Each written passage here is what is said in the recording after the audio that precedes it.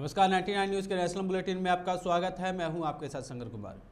पश्चिम बंगाल के आसनसोल लोकसभा निर्वाचन क्षेत्र और बालीगंज विधानसभा सीट के लिए उपचुनाव में वोटों की गिनती जारी है। आसनसोल लोकसभा व बालीगंज विधानसभा दोनों ही सीटों पर तृणमूल कांग्रेस प्रत्याशी आगे चल रहे हैं। बता दें कि बीते 12 अप्रैल को दोनों सीटों पर मतदान हुआ था। आसनसोल लोकसभा सीट से तृणमूल की ओर से वरिष्ठ अभिनेता और पूर्व केंद्रीय मंत्री शत्रुघ्न सिन्हा की किस्मत दांव पर है, तो वहीं भाजपा की उम्मीदें अग्निमित्रा पाल पर है टिकी है, जो कि आसनसोल दक्षिण से विधायक है।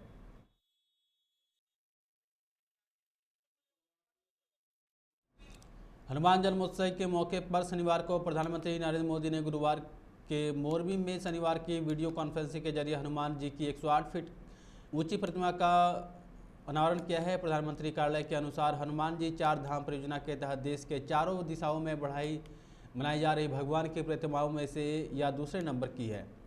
मोरबी में बापू केशवनाथ जी के आश्रम में यह प्रतिमा स्थापित की गई है। इस परियोजना के तहत पहली प्रतिमा साल 2010 में देश के उत्तर दिशा में हिमाचल प्रदेश के शिमला में स्थापित की गई थी।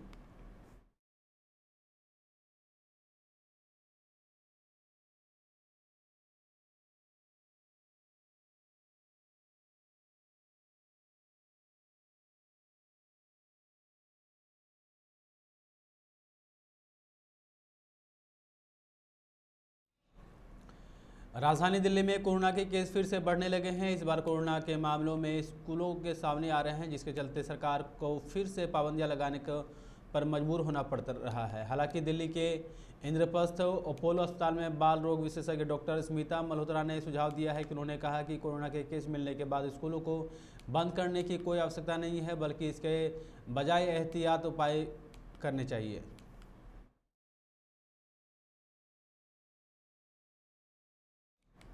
तमिलनाडु के मुदेरू में चिथिरपई उत्सव के दौरान वेगई नदी में भगवान कल्लझगर के प्रवेश को देखते हुए पहुंची भीड़ अनियंत्रित हो गई। इस भगदड़ में 2 लोगों की मौत हो गई है। घटना के बाद तमिलनाडु के सीएम एम.के. स्टालिन ने चिथिरई उत्सव हादसे पर पीड़ितों के परिवारों के प्रति गहरी संवेदना व्यक्त की है। उन्होंने तुरंत सीएम राहत कोष से मृतकों के परिवार को 5 लाख रुपये, गंभीर रूप से घायल शख्स को 2 लाख रुपये प्रदान करने का आदेश दिया है।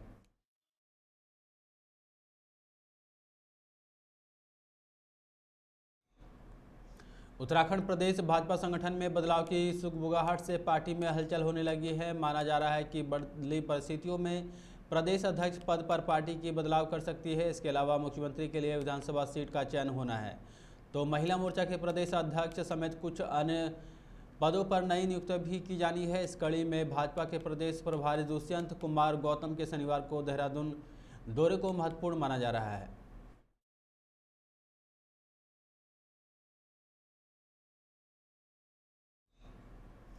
प्रयागराज गंगापार के नवाबगंज थाना क्षेत्र के खागलपुर गांव में शुक्रवार की रात एक ही परिवार के 5 लोगों की चापड़ से वार कर हत्या कर दी गई है। सुबह जानकारी होने पर हड़कंप मच गया। स्थानीय पुलिस से लेकर एसएसपी तक मौके पर पहुंचे। डॉग स्क्वाड और फॉरेंसिक टीम भी जांच पड़ताल में पहुंची है। एक ही परिवार के इतने लोगों की हत्या, गाँव में दहशत का माहौल है।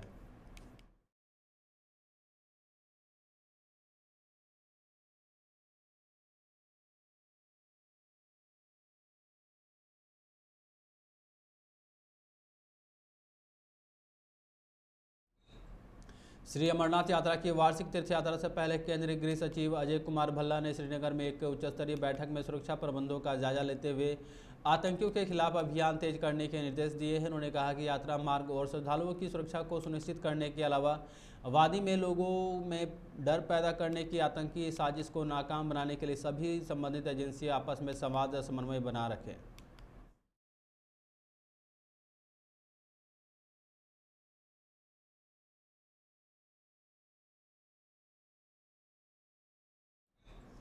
कांग्रेस अध्यक्ष सोनिया गांधी ने शुक्रवार को पार्टी की डिजिटल सदस्यता ली है। इसके साथ ही कांग्रेस का डिजिटल सदस्यता अभियान समाप्त हो गया है। इस अभियान के तहत 2.6 करोड़ नए सदस्य पार्टी से जोड़े गए हैं। पूर्व प्रधानमंत्री मनमोहन सिंह ने गुरुवार कांग्रेस की डिजिटल सदस्यता ली थी। यह अभियान पिछले साल 1 नवंबर को शुरू हुआ था।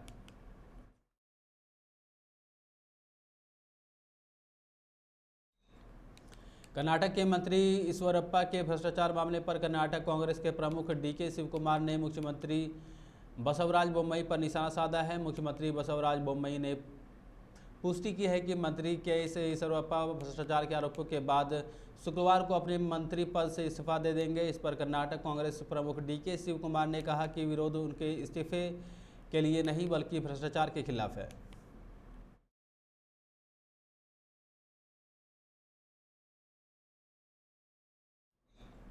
गोवा के मुख्यमंत्री प्रमोद सावंत ने राज्य में बढ़ रहे धार्मिक मंतारण पर चिंता जाहिर की है। शुक्रवार को कार्यक्रम के दौरान उन्होंने कहा कि तेजी से धार्मिक मंतारण में हाशिए के लोगों ने निशाना बनाया जा रहा है। इस बीच उन्होंने साफ किया कि प्रदेश सरकार इस तरह की किसी भी कृत्य को अनुमति नहीं देगी। गोवा के कुडेन गांव में एक कार्यक्रम में सावंत ने कहा कि प्रदेश के विभिन्न हिस्सों में लोगों को धर्मांतर को आगे बढ़ा रहे हैं। ये लोग समाज के विषम परिस्थितियों का सामना कर रहे हैं, लोगों का फायदा उठा रहे हैं।